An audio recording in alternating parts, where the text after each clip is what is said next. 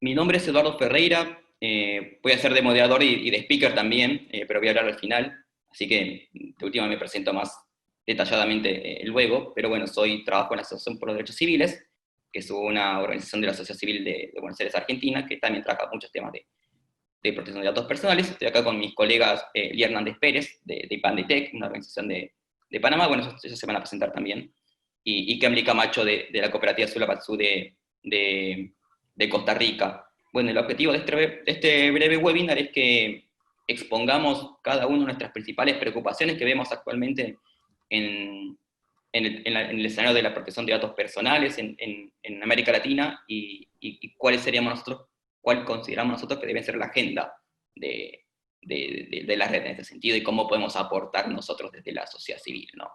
Eh, cada speaker va a tener 15 minutos para hablar, y luego la idea es que tengamos un 15 minutos para preguntas, comentarios, eventualmente de los espectadores, o incluso entre nosotros mismos para avanzar la discusión, el debate. Así que yo sin más preámbulos le doy la palabra primero a Lía Hernández Pérez. Lía, si estás ahí, eh, te dejo para que arranques con tus 15 minutos de exposición y para que nos cuentes desde Hispandetec cómo ven el escenario actual de los datos personales en Panamá, en Centroamérica, en la región en general, y cómo podemos ayudar de la sociedad civil para fortalecer el mecanismo. Así que, Lía, cuando quieras. Bueno, muy buenos días a todos. Muchas gracias, Eduardo, por la presentación. Un placer estar aquí compartiendo junto a ti, junto a Kemli. Para los que no me conocen, mi nombre es Lía Hernández. Yo soy directora y fundadora de IPANDETEC. IPANDETEC es una organización de la sociedad civil que promueve el uso y regulación de las TICs y la defensa de los derechos humanos en el entorno digital en Centroamérica. Estamos basados en Panamá, pero hemos comenzado a hacer un trabajo hace aproximadamente 3 años en seguimiento, monitoreo e investigación en políticas públicas de Internet, incidencia en algunos congresos a través de socios locales en cada uno de estos países de Centroamérica. Y, por ejemplo, cosas que pasan como en Nicaragua ayer, que salió un comunicado de una posible regulación de las fake news y las redes sociales, todo eso lo seguimos con nuestros aliados en cada uno de estos países. El tema de protección de datos ha sido uno de los principales puntos principales temas de trabajo desde el momento en que la organización comenzó a trabajar en el tema de la incidencia en políticas públicas, junto con la gobernanza de Internet. Hemos estado viendo ese avanzar o ese camino que ha tenido, por ejemplo, en el caso de Panamá y otros países. En el caso de Centroamérica, Costa Rica y Nicaragua son los únicos países que cuentan con una regulación en materia de protección de datos. Kelly les contará mejor que yo cuál es el panorama en Costa Rica. En el caso de Panamá, Guatemala, El Salvador, hay proyectos de ley. En Guatemala, un proyecto de ley que ha desaparecido del mapa porque ha cambiado el gobierno, la administración pasada en enero, y El Salvador, que recientemente con la reincorporación de muchas de las funciones de post-pandemia se han vuelto a unir la Comisión de Economía de El Salvador a través de la diputada Margarita Escobar, que es su presidenta, y algunos otros actores con los cuales estamos en constante colaboración y trato para saber cómo va ese proceso legislativo. Y en Honduras no hay ningún tipo de proyecto, excepto la ley de ciberseguridad, incluye algún otro proyecto, algún otro artículo que tendría que ver con el tema de recopilación de datos, pero un poco más que ser una ley de protección de datos, era una ley que lo que promovía era el discurso de odio y la retención ilegal de información. El caso de Panamá, que creo que es interesante que toquemos actualmente, porque después de Brasil, bueno, y Jamaica, son las tres últimas legislaciones en materia de protección de datos en toda América del Caribe, en toda América Latina y el Caribe en ser aprobadas.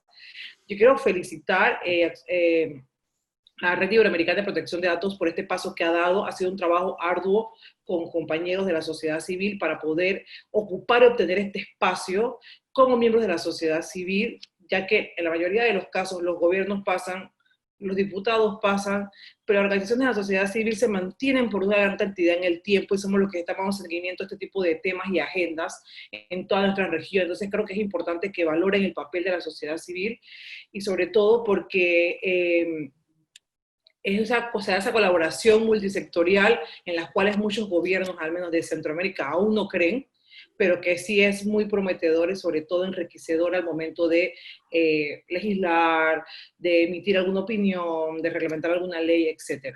El caso de Panamá es que Panamá acaba de sancionar hace apenas un año y poco su ley de protección de datos personales. Fue un proceso legislativo bastante extenso y recuerdo yo del año 2014, cuando había un proyecto de ley, recién inició la administración del gobierno anterior aquí en Panamá, ese proyecto de ley y se intentó hacer una discusión legislativa, sin embargo, no hubo ningún tipo de éxito hasta que entró a la mitad de ese periodo gubernamental. Se presentó un proyecto en la Asamblea Legislativa sobre la protección de datos personales totalmente distinto al anterior, mucho más flexible, mucho más ley marco, mucho más enfocado a regular o a establecer las típicas figuras jurídicas que establece toda la ley de protección de datos, pero mi principal crítica es que es un proyecto de ley que no cumple con aquellos estándares que la red en su mayoría, no con todos, pero con algunos sí, esos estándares que tanto la Red Iberoamericana de Protección de Datos como otras legislaciones del mundo contemplan, que es la actualidad de la protección de datos. Si llegamos tarde a regular o a legislar sobre un tema sobre protección de datos, casi 30 años después que muchos países de tradición germano-románica como España, Italia y demás, creo que debemos llegar a regular ese tema con las particularidades del tema en el mundo actual. No quedarnos con esas viejas figuras de 30 años que se dan en España, por ejemplo, que creo que puede ser una crítica a la ley panameña. ¿Tenemos una ley? Sí, tenemos una ley. ¿Es un avance? Sí, es un avance.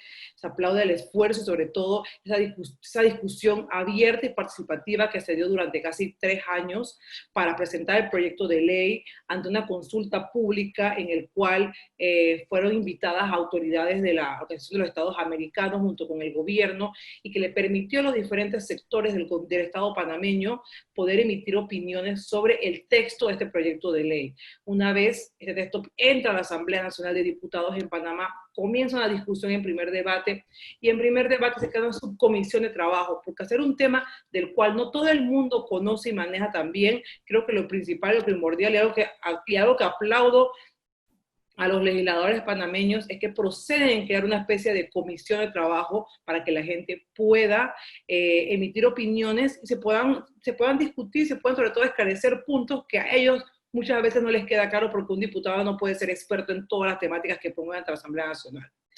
Y posteriormente este proyecto de ley es retirado del legislativo porque la autoridad competente, que en ese momento se le atribuía la calidad de autoridad competente y hoy también va a ser la autoridad competente en el tema, decidió que lo principal, lo primordial, lo ideal sería que no fueran la autoridad competente por no contar con recursos ni personal humano que llevar a cabo el enforcement para una ley como esta.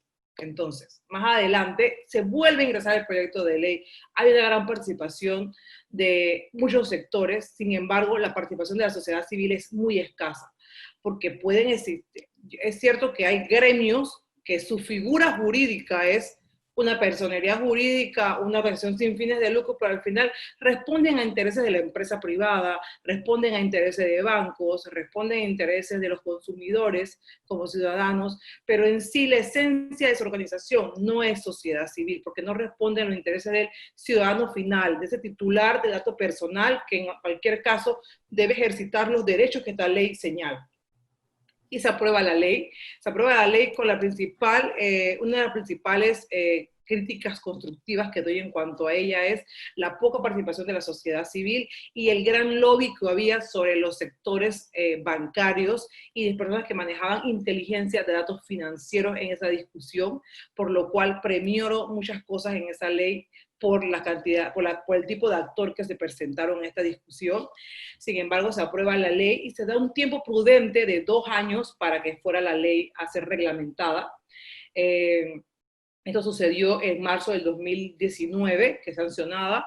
La ley debe entrar en aplicación, en vigor, como lo que vamos a decir, en vigencia, el 29 de marzo del 2020.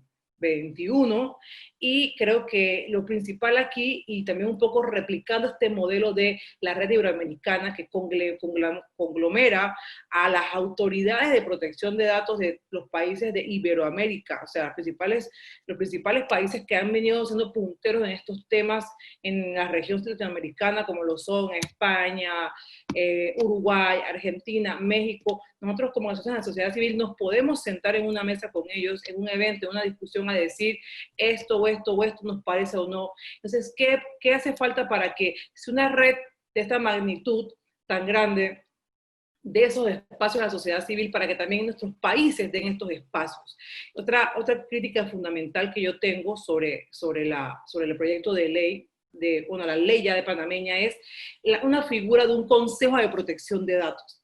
Esta ley tiene un consejo de protección de datos, el cual no hay un equilibrio en cuanto a se supone que este consejo debe reunir a actores de los diferentes sectores de la sociedad panameña, pero no hay un equilibrio en cuanto a sectores, porque está conformado 50% por el gobierno y 50% por la empresa privada. Porque con una cámara de comercio, sea una organización sin fines de lucro, de acuerdo a su figura jurídica, no significa que ellos respondan a los intereses de los particulares, de aquel titular del dato que puede ser vulnerada su información por una filtración o un uso mal manejo de la misma. Entonces, creo que esto es una asignatura pendiente y que el Colegio de Abogados es el único órgano o la única ente de la sociedad civil que está considerado para este consejo. Y el Colegio de Abogados no participó activamente como otros actores en esta discusión, pero creo que en ese Consejo de Protección de Datos se le debe dar una amplitud a otros actores de la sociedad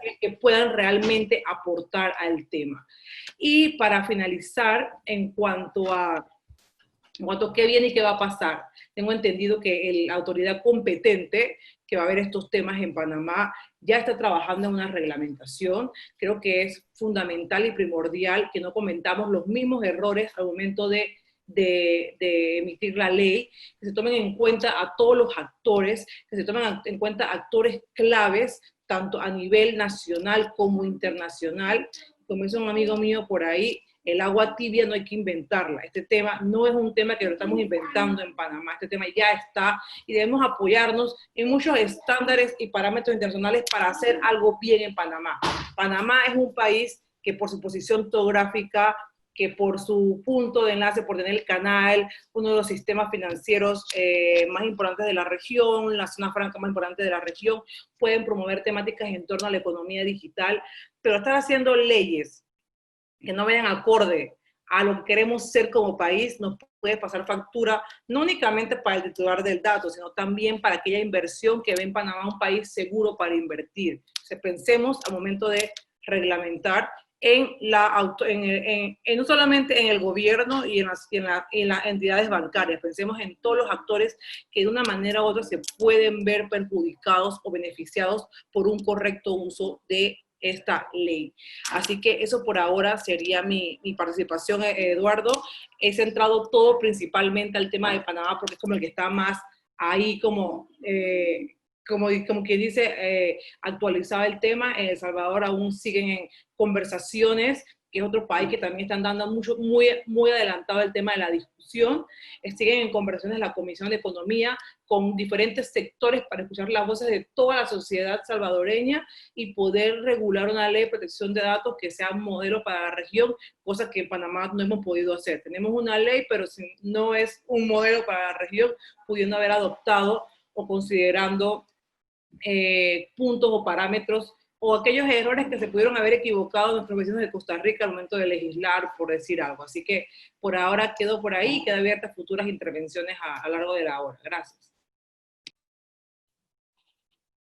Muchas gracias, Elia, por tu intervención. Sí, al menos yo tengo varias inquietudes para poder seguir luego de que expongamos los tres. Antes de pasarle la palabra a Kemri, bueno, les aviso a los espectadores que si tienen algunas preguntas pueden ir dejándolas por el chat o por la sección de preguntas y respuestas. De todas maneras, si ustedes quieren hablar, digo, los espectadores prefieren hacer la pregunta a viva voz, por decirlo así, avisan y yo les habilito la palabra porque como está la configuración actual, no lo puede hacer, no me avisa. Ahora sí también le doy el paso a Kemli Camacho de la cooperativa Sulabatsu de Costa Rica, que también es miembro del foro de la sociedad civil de la red iberoamericana. Ahí veo que ya estás compartiendo pantalla, así que ya está bien. Así que cuando quieras te cedo la palabra y arranca cuando quieras. Creo que estás muteada. Sí. Bueno, primero que todo es un... Ay, perdón, disculpen. Disculpen, un momentito. Perdón.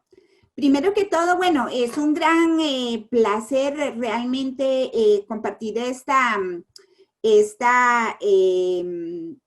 ratito con ustedes y también con mis compañeros, ¿verdad? De Pandetec y de ADC. Siempre es un placer. Quiero presentarles un momentito. Estoy teniendo aquí un lío con esto.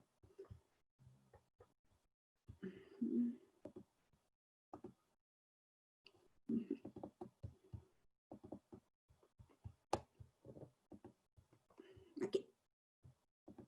Listo, ¿verdad? Sí, sí, estoy compartiendo pantalla, ¿verdad? Sí, bueno, muchísimas gracias. Muchas gracias por esta oportunidad y muchas gracias de verdad a ADC y a Pandetec por compartir hoy este ratito de conversación. Yo, en realidad, como tenemos solamente pues unos 15 minutos y la pregunta es, ¿qué estamos haciendo las organizaciones de sociedad civil latinoamericanas o iberoamericanas en el tema de protección de datos personales? Y conversando con mis compañeros y compañeras, realmente quiero enfocarme en algo que nosotros creemos que es crucial, que es fundamental para la región y que en lo que venimos trabajando desde hace ya bastante rato, que es en el trabajo directo con la ciudadanía, con las comunidades, con las personas, digamos, en los barrios, en los territorios, ¿verdad? Alrededor del tema de protección de datos personales. Entonces, yo más que hablar de la legislación o hablar de la situación en Costa Rica, que después sí es interesante en la parte de preguntas podríamos conversarlo, sí quiero enfocarme en este tema porque yo creo que es crucial que trabajemos en ese punto. Mi nombre es Kemli Camacho, yo soy la coordinadora general de la cooperativa Sulabatsu. Sulabatsu tiene su sede en Costa Rica y lidera una mesa centroamericana de apropiación de las tecnologías digitales, donde somos una red de organizaciones que trabajamos en el tema de apropiación tecnológica de apropiación de tecnologías digitales desde hace ya más o menos 5 años. Todas ellas son organizaciones pues que tienen de sociedad civil, que tienen ya más de 15 años de existir y de trabajar en esta temática. Y pues a mí me honra mucho mencionarlas, ¿verdad? Trabajamos, la Mesa Centroamericana está integrada por Demos en Guatemala, por la RDS en Honduras, por Casa de Tres Mundos en Nicaragua, por la Asociación Conexión en El Salvador, y por la cooperativa Sulabatsu en Costa Rica, quien en este momento, digamos, lidera esta red.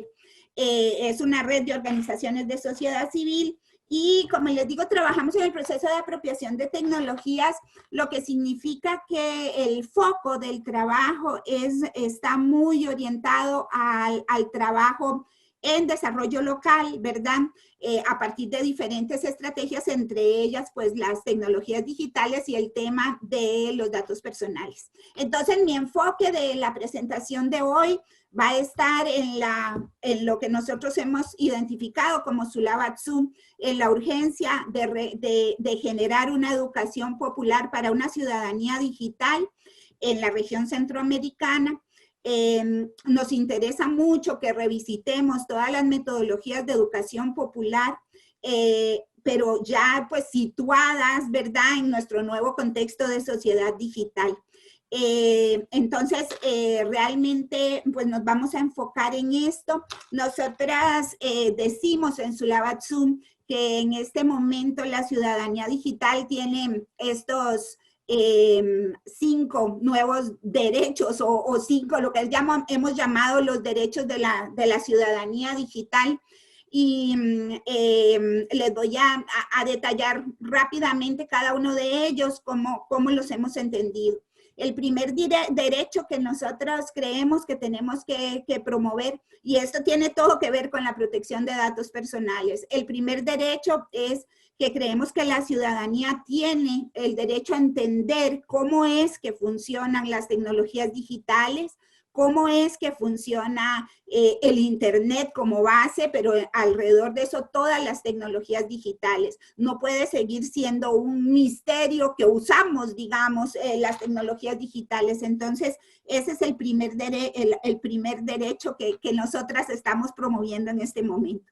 El segundo derecho es a saber cómo informarme.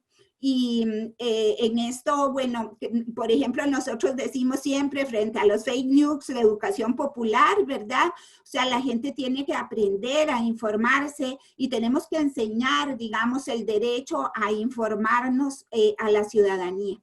El tercero es el derecho al dato. Nosotras también promovemos y creemos que hay un derecho al dato en el sentido de comprender qué está pasando con mis datos, dónde se están yendo, quién los tiene, qué hace con ellos, ¿verdad? Cómo los obtiene, cómo saca provecho de estos, ¿verdad? ¿Qué pasa con mis datos? Es otro de los que nosotros estamos considerando como un derecho de esta ciudadanía digital. El cuarto es el derecho al algoritmo, el de saber, no solo saber cómo funcionan los algoritmos y qué decisiones están tomando los algoritmos, especialmente cuando son algoritmos de sistemas informáticos públicos, no solamente saber qué está haciendo el algoritmo y qué decisiones está tomando por mí el algoritmo, sino también tener derecho a la construcción del algoritmo. En estos momentos nosotros creemos que los procesos participativos ciudadanos tienen que estar orientados en mucho a la construcción colectiva y participativa de algoritmos, especialmente en la institucionalidad pública, ¿verdad? Y esto obviamente conecta con el manejo de los datos personales y lo que hacen los algoritmos con esos datos personales. Y el quinto derecho que nosotros venimos promoviendo y sobre el que venimos trabajando es sobre el derecho a proponer la tecnología que yo requiero en mi entorno inmediato. Aquí venimos desarrollando toda una metodología de trabajo, ¿verdad?, para trabajar en los territorios y que las personas, cualquiera que sea la persona, no una persona técnica, ni basado en ese, digamos, exclusión de la élite técnica, ¿verdad?, para que cualquier persona en las comunidades y en los territorios pueda proponer la tecnología que requiere su contexto y además que pueda definir qué va a pasar, digamos, con todos los datos y la información que se va a desarrollar con esa tecnología. Estos son, digamos, como los 5 derechos de una ciudadanía digital que nosotras estamos proponiendo desde este enfoque de educación popular. Les voy a hablar muy rápidamente de uno de los proyectos de este gran programa que se llama TICAS. Bueno, por el tiempo he escogido 2 ejemplos nada más de este trabajo que desarrollamos en la región centroamericana y específicamente en Costa Rica. Uno de ellos, este programa TICAS es un programa centroamericano de género y tecnología, digamos, de la búsqueda del desarrollo, de un desarrollo tecnológico feminista con enfoque de género, que cree y que construya una tecnología desde otros abordajes. Es un programa de mujeres en las tecnologías que busca más allá, que haya más mujeres en las tecnologías, que realmente tratemos de construir una tecnología digital desde otros referentes. Uno de los proyectos que desarrollamos con la Universidad de Washington y ahora con la Web Foundation, específicamente con su programa RO, es alrededor de, en realidad, cuáles son los datos que queremos las mujeres del sector digital, por qué estos y cómo los queremos obtener. Este es un proceso que venimos desarrollando pues, con el programa TICAS, que integra 800 mujeres de la región de Centroamérica y el Caribe. Y en este programa específicamente reflexionamos alrededor del dato, ¿verdad? Y del dato personal. Y de cómo es que nosotros quisiéramos proponer no solo cuál es el dato que realmente ocupamos, ¿verdad? Y poder construir ese dato que ocupamos y desarrollar procesos de construcción del dato que necesitamos, sino cómo podemos proponer alternativas al manejo de los datos personales, sobre todo con procesos abiertos, amplios e inclusivos, ¿verdad? Que definan colaborativamente, colectivamente con las comunidades el manejo de los datos personales. Bueno, es un proceso que desarrollamos desde el año 2018, ¿verdad? Venimos construyendo, no solo construyendo modelos de datos, no solo construyendo cómo queremos manejar estos datos, sino también construyendo tecnologías para recuperar estos datos. Bueno, la mayoría de estas muchachas pertenecen al sector digital, son ingenieras informáticas de toda la región, ¿verdad? Entonces, en conjunto, vamos definiendo también qué metodologías podemos utilizar para capturar los datos de una manera más transparente. Bueno, esta es una foto del programa TICAS, donde, digamos, nos reunimos las mujeres para hablar, construir, definir, digamos, otra tecnología, con otras metodologías, con otros propósitos y para otras poblaciones, siempre con el principio de la primera tecnología que queremos desarrollar es la que atiende los entornos inmediatos. Con ellas hemos construido unos principios feministas para el desarrollo de tecnología que, entre otras cosas, identifica, digamos, la necesidad de un manejo de datos personales transparente, claro, el desarrollo de algoritmos transparentes también y construidos colectivamente, ¿verdad?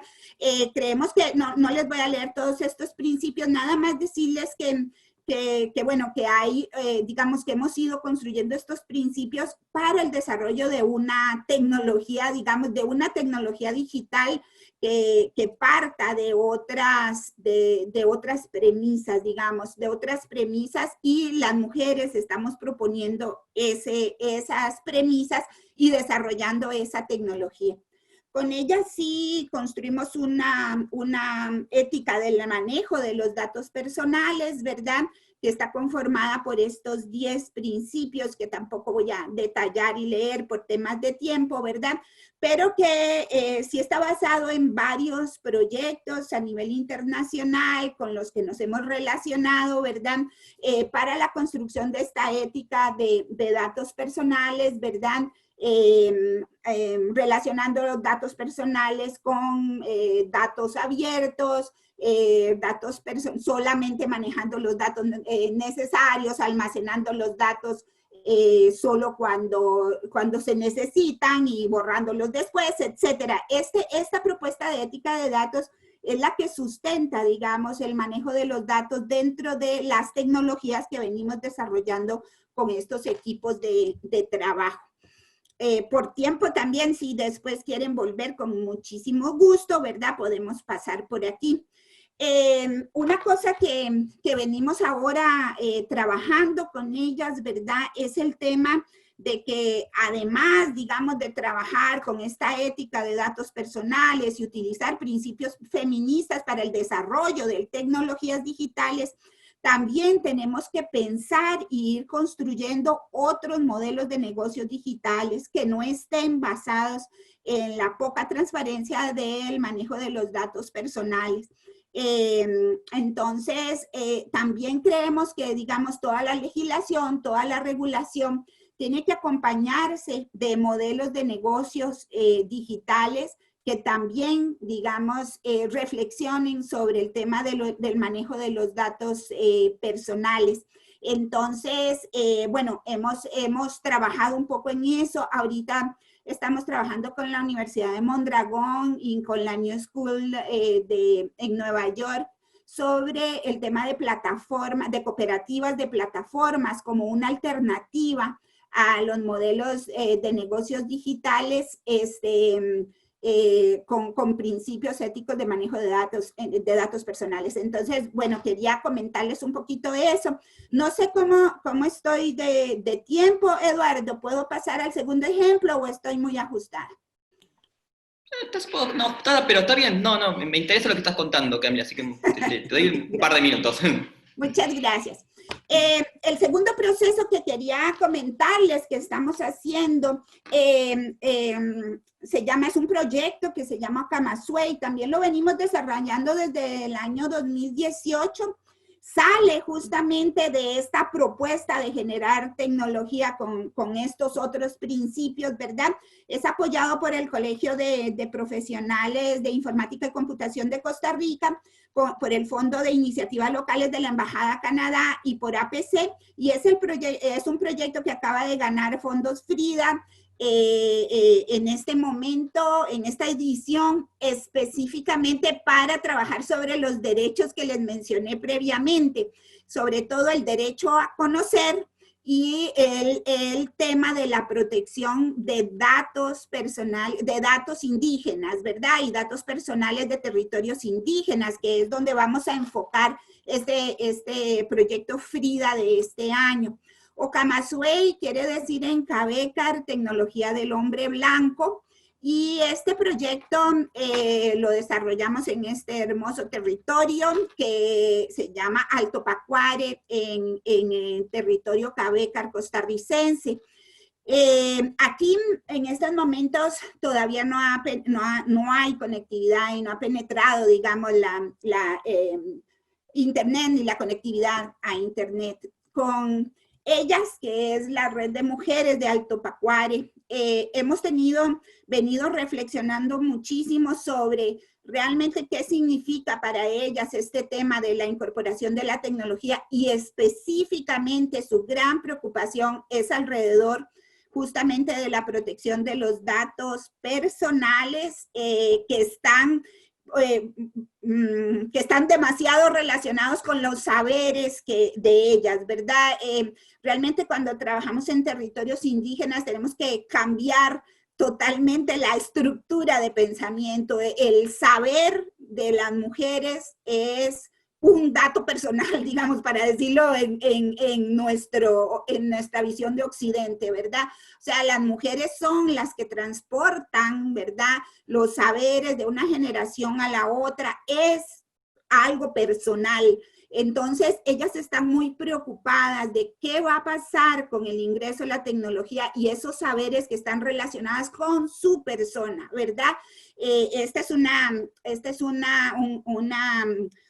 cultura matrilineal, entonces los saberes pasan de las mamás a las hijas, ¿verdad? A partir de la práctica, a partir del intercambio entre generaciones. Y el saber, como les digo, es un tema personal. Cada una de ellas se ha formado 40, 30 años en determinados saberes que están relacionados específicamente con su persona. Esta es una sesión de trabajo donde estábamos hablando un poco de justamente todos estos temas. Ellas, digamos, están muy, muy preocupadas, ¿verdad?, por el tema de los datos personales. Ellas dicen, bueno, nuestros saberes son como el viento porque se transmiten a través de la palabra en todo el territorio, donde caminas 10 horas, 15 horas para llegar a un punto de encuentro, ¿verdad? Entonces, ellas se preguntan ahora con la tecnología que realmente se cuestionan muchísimo, ¿verdad? ¿Cómo van a viajar esos conocimientos que son personales, ¿verdad? ¿Hasta dónde van a llegar? ¿Hasta dónde vamos a poder decidir nosotras qué va a pasar con estos conocimientos, ¿verdad? Entonces yo creo que esto nos plantea otro gran tema, ¿verdad? Y es el tema del saber como un dato personal también. Yo voy a ir muy rápido en esta parte porque pues esta es toda una discusión, pero quiero presentarles un poco los dilemas que discutimos con estos territorios indígenas alrededor del tema de los datos justamente, ¿verdad? Tal vez el primer gran dilema es que ellas no están claras de si quieren o no quieren que en el territorio haya conectividad, ¿verdad? Esto está, bueno, muy relacionado con el tema de la colonización de datos, ¿verdad? La colonización a partir de los datos. Ellas lo entienden muy, muy bien porque relacionan mucho la penetración de Internet con la educación, con la religión, que han sido los grandes colonizadores de sus territorios y de sus culturas, ¿verdad? Entonces, para ellas Internet es como ya el cierre de ese proceso de colonización de sus culturas, ¿verdad? Y entonces, cuando hablamos de que es un derecho, porque en Costa Rica el acceso a Internet es un derecho, ellas siempre cuestionan que exactamente qué derecho les va a dar a ellas, ¿verdad? Si van a tener el derecho de negociar qué datos van a estar, que van a ser posibles de accederse con las tecnologías, si van a poder tener derecho a definir cómo quieren esa conectividad, dónde la quieren y dónde no la quieren, ¿verdad? Entonces, bueno, todo este tema de la conectividad, no conectividad es un dilema muy interesante en relación con el tema de propiedad, de la propiedad de los conocimientos y el manejo de los datos personales. El otro dilema, y voy a cerrar ya con esto para no quitar mucho tiempo, el otro dilema está relacionado con el primer derecho que les mencionaba previamente, ¿verdad? Y es cómo es que yo que soy la lideresa de este territorio, que es sobre mí, milenariamente se han cargado las decisiones, o he tenido la decisión de qué va a pasar con mi cultura y mi pueblo, ¿cómo voy a poder negociar yo ahora, ¿verdad? Si no conozco qué es lo que viene, ¿verdad? Entonces eso está muy relacionado con el derecho a conocer, que es parte de lo que estaremos haciendo con los fondos Frida ahorita, ¿verdad? Después hay una gran pregunta, o sea, ¿es posible que las tecnologías digitales fortalezcan nuestra cosmovisión? O sea, ¿hay posibilidad de conectar la forma de ver, la forma de pensar, la forma de creer, la forma de ser, digamos, de mi territorio, la forma en que yo manejo los datos, la forma en que yo manejo los conocimientos, la forma en que yo manejo los saberes y que lo manejamos como colectivo? ¿Hay posibilidad de conectar eso con este Okamazüey, que significa la tecnología del hombre blanco, que viene con totalmente otra cosmovisión? Ese es un tercer punto. Y eso está totalmente relacionado con la protección de los datos personales, ¿verdad? Porque la forma en que ellas protegen los datos personales de su comunidad no tiene conexión con la forma en cómo nosotros estamos pensando la protección de datos. Entonces, realmente, ¿cómo hacemos para conectar? Aquí yo siempre digo una cosa, imagínense que para estas culturas, por ejemplo, se cuenta diferente las cosas redondas de las cosas cuadradas, los seres humanos de los animales, la tierra de las escuelas. O sea, la matemática es sumamente compleja, ¿verdad? Y nosotros llegamos primero con la educación, con una matemática digital, y ahora llegamos con una matemática binaria a tratar de meter todos esos datos dentro de una estructura. Entonces, ese es otro gran dilema, ¿verdad? Voy a ir rápido con los otros por el tiempo, ¿verdad? Está toda la pregunta de si realmente se puede proteger los saberes, y esta es la segunda discusión que tendremos con el programa Frida, ¿verdad? Alrededor de la protección de los datos indígenas, ¿verdad? Y los datos personales, que como les digo, implica la protección del saber, porque ese es un dato personal, está en el cuerpo de cada mujer. Y bueno, y últimamente tenemos unas fuertes discusiones sobre si la tecnología que estamos desarrollando con ellas es una tecnología que debe ir solamente en idioma Cabécar o si es una tecnología que también debería ir en español. Y esa tampoco, digamos, es una discusión superficial. Con esto voy a dejarlo hasta aquí. Quería aportar un poquito sobre lo que estamos haciendo como sociedad civil, sobre este tema de los datos personales, reflexionando directamente con las comunidades en estos procesos de educación popular que creo profundamente que hay que impulsar y que hay que desarrollar, ¿verdad? Alrededor de todo el tema, digamos, de protección de los datos personales, que no es solamente un tema legal o un tema político, digamos. Muchas gracias.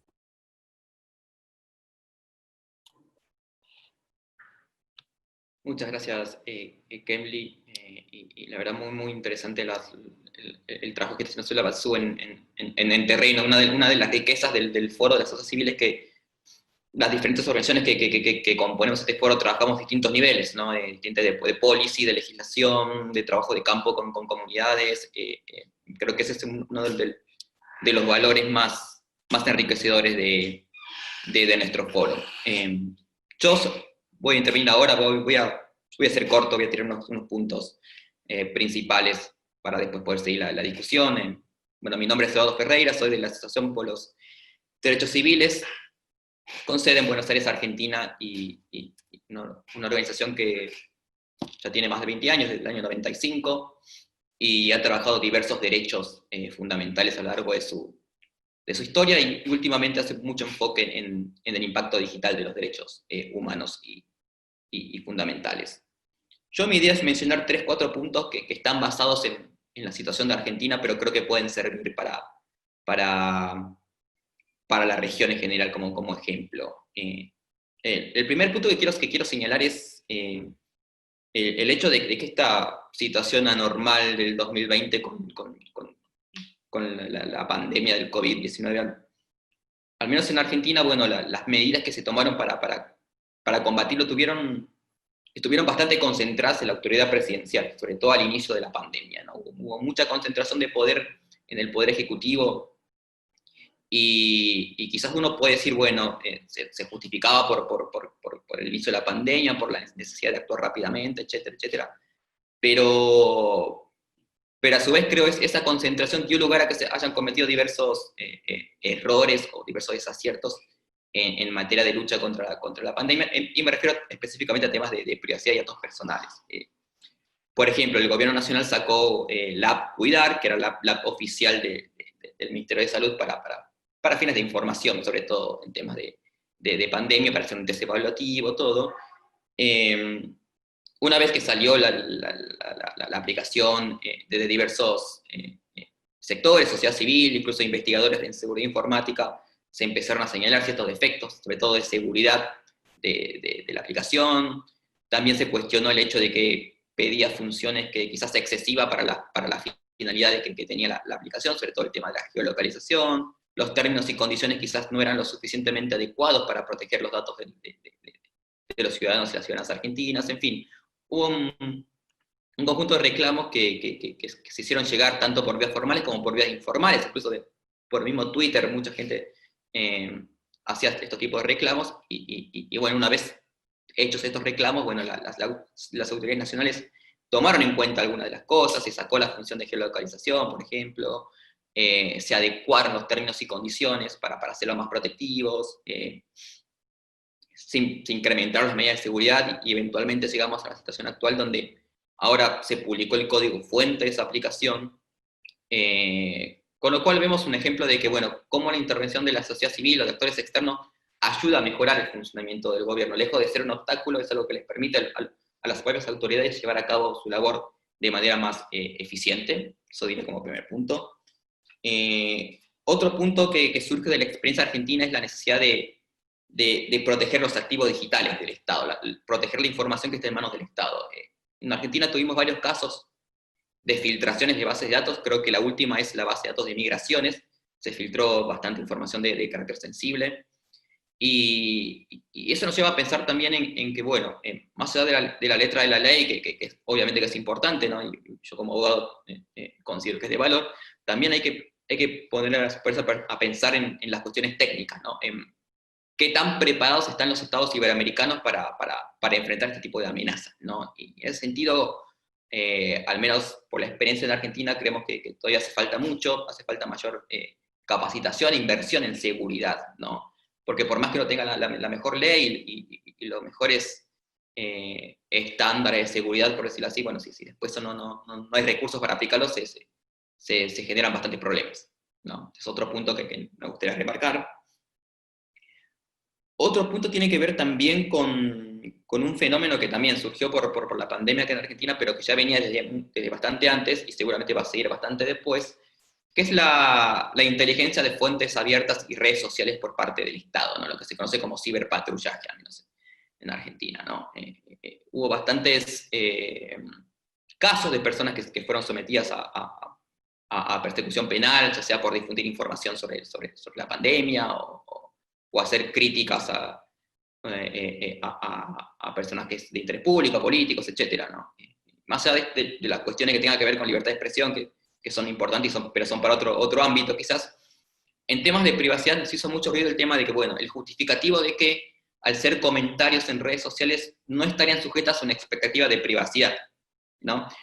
En ese sentido nosotros bregamos por reconfigurar el concepto de privacidad a la luz de las tecnologías digitales, ¿no? En ese sentido uno diría, bueno, el hecho de que yo comente algo en redes sociales no significa que el Estado quizás tenga derecho a que sus fuerzas de seguridad hagan una vigilancia constante y un monitoreo permanente de lo que sucede en las redes, ¿no? En ese sentido, quizás habría que empezar a reformular la consideración de fuentes de acceso público y restricta, ¿no? Que es un concepto claro de la ley de datos personales, o del derecho de protección de datos personales, y que aparentemente daría amplias facultades a cualquier persona, sujeto que quiera hacer un tratamiento de datos de este estilo. Bueno, nosotros queremos decir que hay que empezar a restringir esto, porque una interpretación tradicional da lugar a este tipo, ¿no? Da lugar a que el Estado pueda hacer inteligencia, vigilancia, monitoreo de una manera bastante amplia, ¿no? En ese sentido, bueno, en Argentina también se empezó a hacer de manera... la polémica surgió por un comentario de la ministra de Seguridad. En base a esas críticas que hubo, el Ministerio de Seguridad sacó un protocolo para regular esa actividad y convocó una mesa civil de control, etcétera, lo cual consideramos que es un paso adelante en relación a lo que había antes, pero aún así hay bastante deficiencia. Por un lado, sigue sin haber intervención oficial del Congreso. Nosotros creemos que este tipo de cuestiones merece la intervención del Congreso, del Poder Legislativo, no se soluciona a través de resoluciones administrativas o protocolos del Poder Ejecutivo. Y actualmente, como está en la situación, donde el Congreso ya en Argentina ya puede sesionar, y ya pasó quizás los primeros meses de la pandemia, donde todos estábamos en una especie de incertidumbre acerca de cómo iba a ser esto, bueno, no se justifica la no intervención del Congreso a estas alturas, ¿no? Y sobre todo también reformar el protocolo que incluso la misma autoridad de datos personales en Argentina manifestó que tiene muchas deficiencias, y de hecho recomendó que se suspenda la ejecución del protocolo hasta tanto se haga esa reforma, ¿no? Entonces, por ahí tener en cuenta que el ciberpatrullaje, como se dice de manera coloquial, me parece que es un fenómeno que no solamente pasa en Argentina, sino pasa en otros países de la región, y con lo cual hay que tener un foco ahí, como defensores de los datos personales, ¿no? Y empezar a cuestionar esa narrativa de si está en las redes sociales porque es público y no merece ningún tipo de protección. Después, bueno, por último, señalar el tema de empezar a trabajar una convergencia entre los estándares iberoamericanos que fueron sancionados por la red iberoamericana, creo que hace 3 o 4 años, creo que fue en Costa Rica, si no recuerdo, junto con los principios de la OEA. La OEA sabemos que está trabajando en actualizar los principios de datos personales de la OEA, y al menos la versión que existía anteriormente nos parecía que no desarrollaba el espíritu protector que por ahí los estándares tenían. Entonces, por ahí sería bueno que la nueva versión de esos principios que la OEA está sacando se actualicen, tengan más espíritu de lo que refleja los estándares iberoamericanos, que creo yo, al menos, obviamente con todas las críticas o algunas mejoras que uno pueda sugerir, son lo más consistente que hay, al menos en la región, acerca del tema, ¿no? Después tengo un par de cosas más, pero al menos quiero dejar por acá finalizado, como para que podamos seguir la discusión o las preguntas. Así que yo finalizo acá, y no sé, a los espectadores, si tienen alguna pregunta, pueden dejarlas por el chat o por la sección de preguntas y respuestas.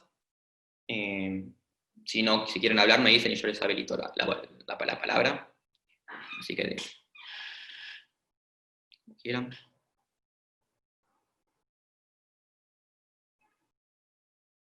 Acá,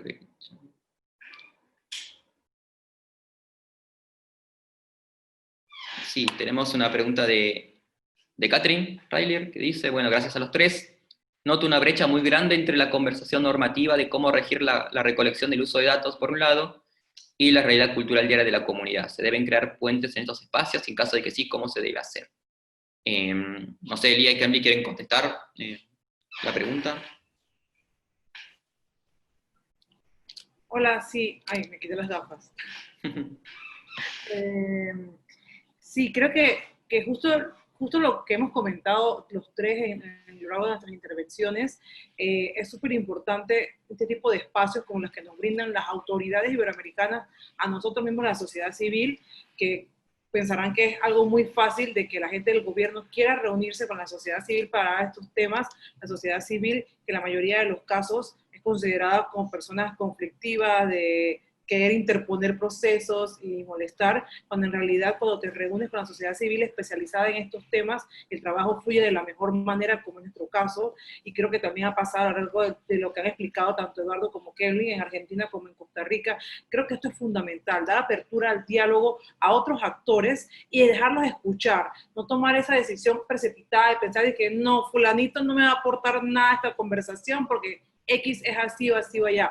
Creo que eso ha sido fundamental, y al menos en Panamá, en otras temáticas, eso ha funcionado, y en Centroamérica también, independientemente que luego, cuando sale la ley, es una ley totalmente distinta a la que uno dejó en el Congreso, pero creo que esto es fundamental, y que sí, ves cómo hay esos desniveles en cuanto al tema normativo en Costa Rica, que estamos tan cerca de Panamá, y de repente y en Argentina, considerando que Argentina y Uruguay, México son como los países que tienen mucho más adelantado la temática de protección de datos en la región. Entonces creo que para eso son estos espacios de la red iberoamericana, para intentar algún día poder tener un equilibrio, mucho más unas legislaciones mucho más cercanas entre unos y otros, y aprendiendo de las buenas prácticas. No podemos esperar que todas las regulaciones o todas las leyes de todos nuestros países iberoamericanos sean perfectas y exactas, pero creo que sobre todo las buenas prácticas, porque si en la ley no se señala algo, eso es fundamental. Entonces yo creo que esto también es súper importante, aprender de las buenas prácticas de terceros estados para poder implementarlo o tropicalizarlo a la realidad de cada uno de nuestros países.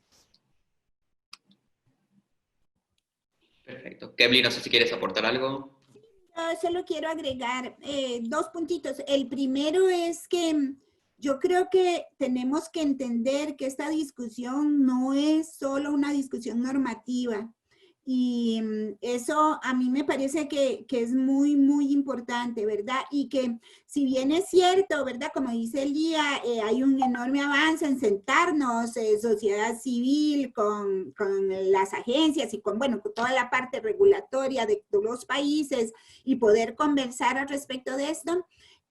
También tenemos que sentarnos, ¿verdad?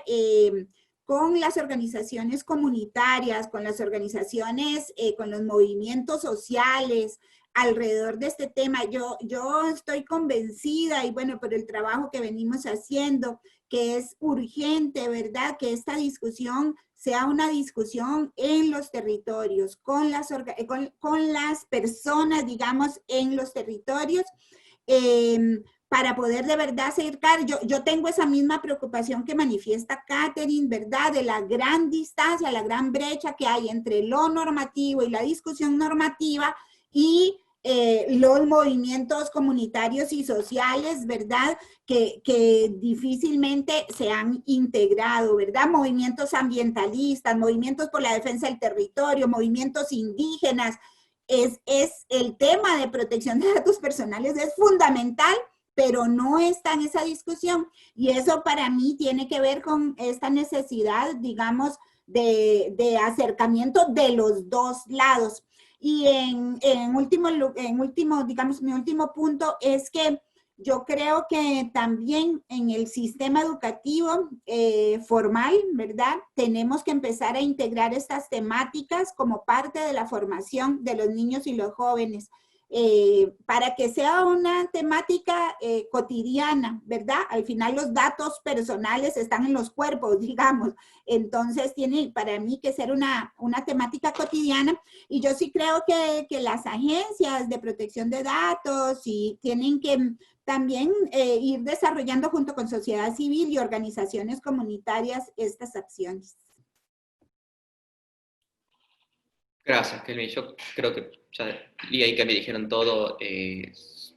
Solamente es remarcar eso, lo último que dijo Kemli, o sea, pensar el derecho a los datos personales es como un derecho a la identidad y al cuerpo de uno mismo. Creo que es una forma de empezar a cambiar la narrativa y tratar de vincular a la sociedad, a los grupos que componemos la sociedad, ¿no? Y quizás volviendo un poco al tema más legal, que al menos es el enfoque que trabajamos en AEC, bueno, también está el problema que notábamos incluso con la agencia de Argentina, el hecho de cómo lograr que la gente empiece a litigar más temas de datos personales, ¿no? Que a veces las herramientas legales están, pero la gente no las usa. Y ahí, bueno, quizás el papel también de la sociedad civil, que trabaja más en temas jurídicos como la nuestra, es fundamental ahí, porque quizás una persona individual no tiene los incentivos para litigar por datos personales, pero bueno, una ONG, una organización no gubernamental de la sociedad civil puede hacer acciones colectivas o de clase que permitan un mejoramiento del panorama desde el punto de vista jurídico, legal, obviamente, ¿no? Sin perjuicio de los otros planos que también Kemli describió. Creo que tenemos una pregunta de Miguel Ángel. A ver, Miguel Ángel, te voy a permitir hablar. Creo que puedes hablar, Miguel Ángel, así que cuando quieras. Estás muteado ahora, pero... ¿Me veis? Ahora sí te oímos, Miguel Ángel. ¿Qué tal? Bueno, a Kemli, a Eduardo y a Lía, que Lía, perdonadme, pero tenía una reunión con la ICIC y no he podido ir a Lía, sí, casi toda la intervención de Kemli y la de Eduardo.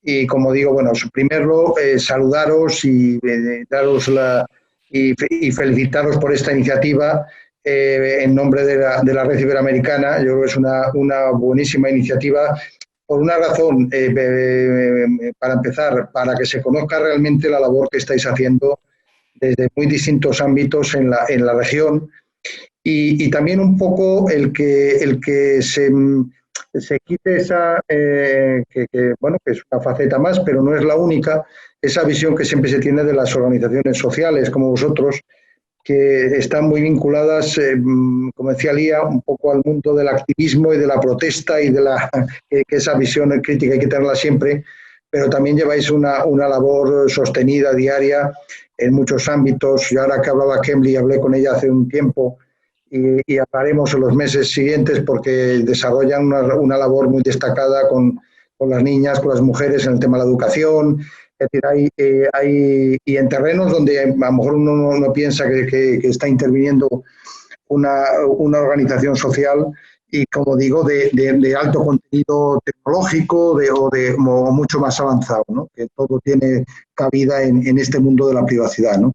Yo creo que eso, cuando se creó el foro de la sociedad civil, se puso en marcha si no recuerdo mal, en el encuentro de Costa Rica, la idea era, por un lado, la necesidad que teníamos de cubrir ese flanco social. Sabéis que la red ha sido tradicionalmente una red exclusivamente institucional y sabíamos que era, vamos, para una de las partes fundamentales de nuestro trabajo, que es la cultura de protección de datos y la difusión en la sociedad de esta cultura que es necesaria para cimentar la protección del derecho, necesitábamos ir de la mano de las organizaciones sociales y, en general, de las organizaciones que están trabajando en este campo en la región.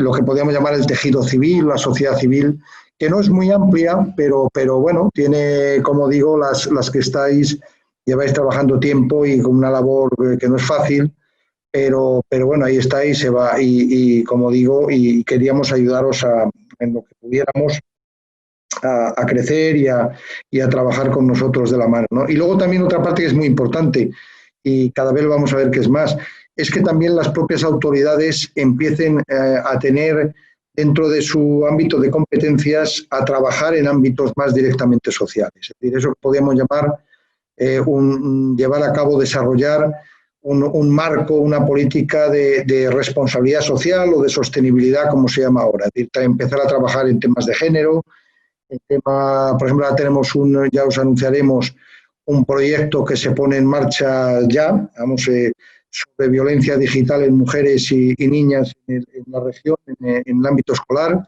que nos ha financiado la Unión Europea, con 5 autoridades iberoamericanas. Bueno, pues ahí queremos también contar con vosotros, con todos vosotros y con otras organizaciones ya que trabajen más directamente en temas de género y de educación digital, que queremos sumar en esta iniciativa. En temas de tecnología y mujeres, que también es un campo donde queremos como digo, que fomentar las vocaciones en las niñas, en las mujeres en el ámbito tecnológico, que es absolutamente ligado a los temas de privacidad. En definitiva, esa vertiente social que también le faltaba a las autoridades, empezar a desarrollarla y como digo, y lo veremos en los próximos años, porque es uno de los ámbitos de actividad de las autoridades que irá creciendo, ¿no? Y ahí habrá una convergencia con vosotros muy clara, como en otros frentes que tenemos que abrirnos, el ámbito de los profesionales y, por supuesto, con los responsables, que es la tercera pata con la que trabajamos desde las autoridades, ¿no? Entonces, como digo, daros la enhorabuena y que además en los siguientes webinarios del ciclo que tenéis preparados, seguir contando con el apoyo de la Secretaría y de la Red Iberoamericana, de las autoridades, en cuanto a difusión y en cuanto a buscar temas, como digo, donde nos haga trabajar juntos y donde nos permita, además a mí el primero, es el interés de estar con vosotros, el conocer realmente de verdad lo que estáis haciendo, conoceros más en profundidad y en esa medida enriquecerla y que tenga luego un retorno también para las propias autoridades a la hora de diseñar sus políticas y sus estrategias, que también hay que contar con esta vertiente. Así que enhorabuena y a los tres y en general a Valeria, a todo el foro, al conjunto del foro, que sé que en poquito tiempo seguramente vais a seguir creciendo, cada vez se va extendiendo más y me alegro de verdad que esto es un motivo también para vosotros, para reuniros, para veros y para que la gente sepa lo que estáis haciendo. Enhorabuena de verdad. Muchas gracias, Miguel Ángel. Y sí, parte de la idea de esta serie de webinars es mostrar la diversidad de la tarea que hacemos cada uno de nosotros, ¿no? Que como acaban de ver es bastante variada y se enfoca en todos los distintos niveles de trabajo en lo que hace a datos personales. Y sí, coincido en lo que vos decías de empezar también a trabajar temas más específicos. Nosotros en ADC, por ejemplo, actualmente estamos llevando una investigación sobre salud digital y datos personales, ¿no? Cómo son las regulaciones y cómo son el funcionamiento de las empresas de salud en la Argentina, que bueno, lo estamos haciendo todavía, pero esperamos que una vez que esté publicado lo compartiremos con la red para ayudar también al debate sobre la protección de los datos sanitarios. Ese es el camino, exactamente. Así me alegro, que, no sé, Lía y Cami, si quieren mencionar algo más.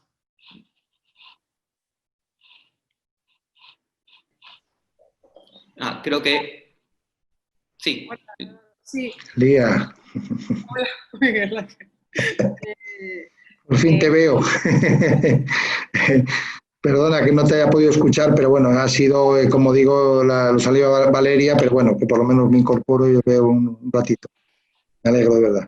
Muchas gracias por estar aquí conectado. Y no, sí, eso es lo que menciona Miguel Ángel, es súper cierto y creo que es el trabajo que han venido haciendo Cambly con las otras organizaciones en Centroamérica, como tocar de manera transversal. No es como ir a una comunidad y decir a las personas, oye, ¿qué es la protección de datos? La protección de datos es esto y esto y esto. Es encontrar la manera de cómo hacerle entender de su día a día, de qué manera se encuentra relacionada a la protección de datos. Nosotros desde Ipandetec estamos haciendo ahora un trabajo también sobre temas de salud y protección de datos, y también vamos a entrar a hacer un proyecto sobre ciberseguridad en la estrategia nacional local, que de una manera u otra son temáticas que se tratan de maneras separadas, pero que deben tratarse de manera paralelas para ver los avances que se van dando.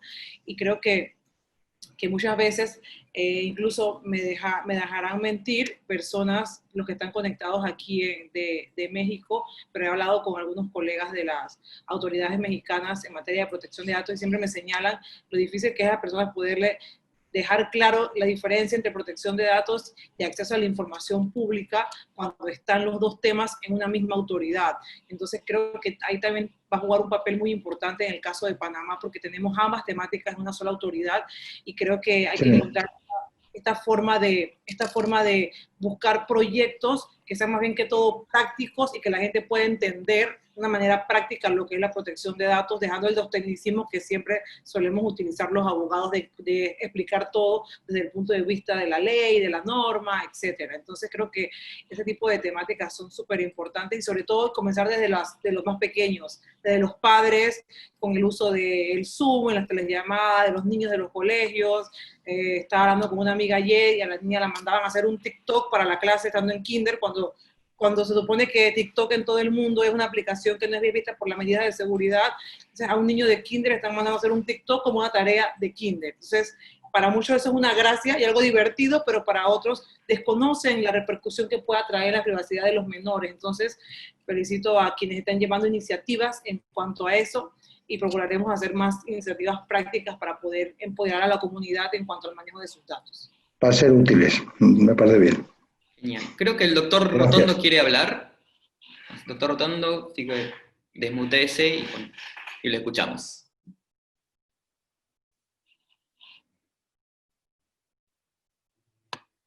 Está muteado. Felipe, mira a ver. Felipe.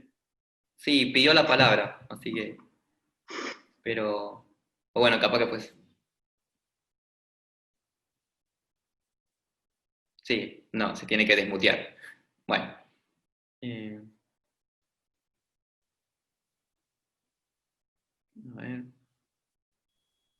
A ver, Felipe. Ahí está, ahí se desmuteó. Sí, ahora sí le escuchamos, doctor Rotondo.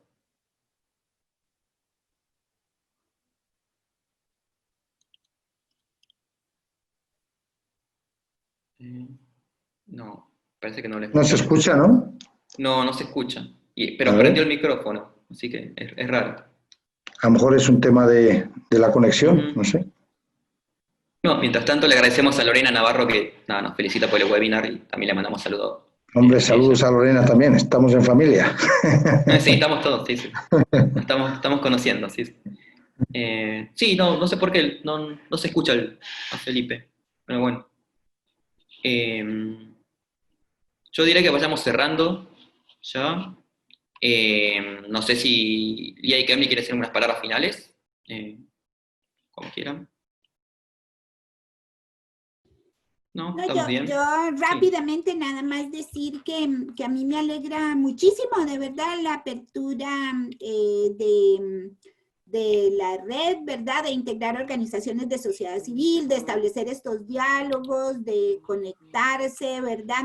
Creo que desde sociedad civil se desarrollan realmente muchas cosas muy sustantivas, ¿verdad? Entonces, de investigación, ¿verdad? De trabajo comunitario, de incidencia en políticas. O sea, que creo que realmente es muy valioso obtener este tipo de interacciones.